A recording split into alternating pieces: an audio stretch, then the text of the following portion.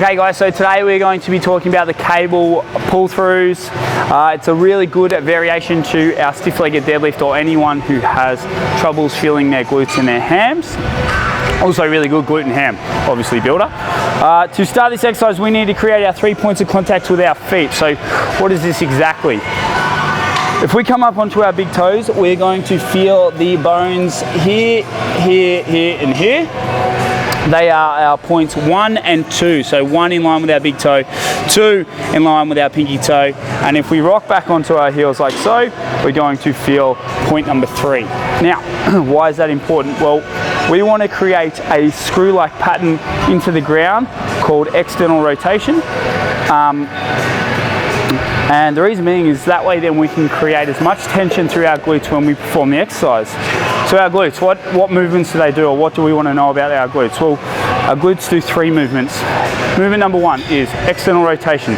So the ability to take your foot from this position out that way. Our movement number 2 is the ability to take our leg backwards like so.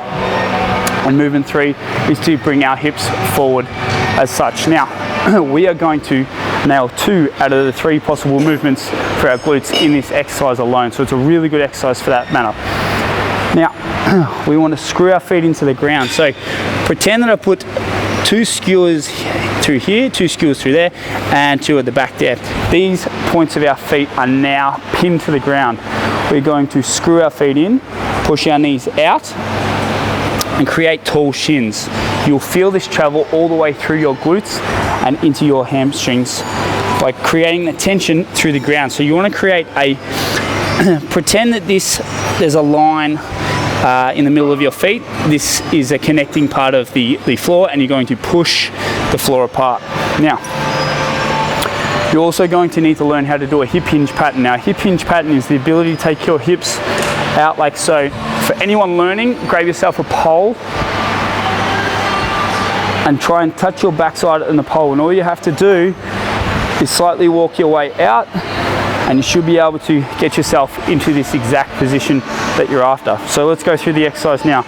Start with the rope between your legs, shuffle your way out. From here we're going to screw our feet in. So remember, we're trying to split the world apart, create our 3 points of contact on the ground. Knees flare out until we feel it all the way through our glutes. So knees out, weight to the outsides of the feet. Now, because we have the load between holding our load, or holding the load with our hands, we're going to pull our shoulder blades back and down and make sure that our shoulder blades are nice and secure.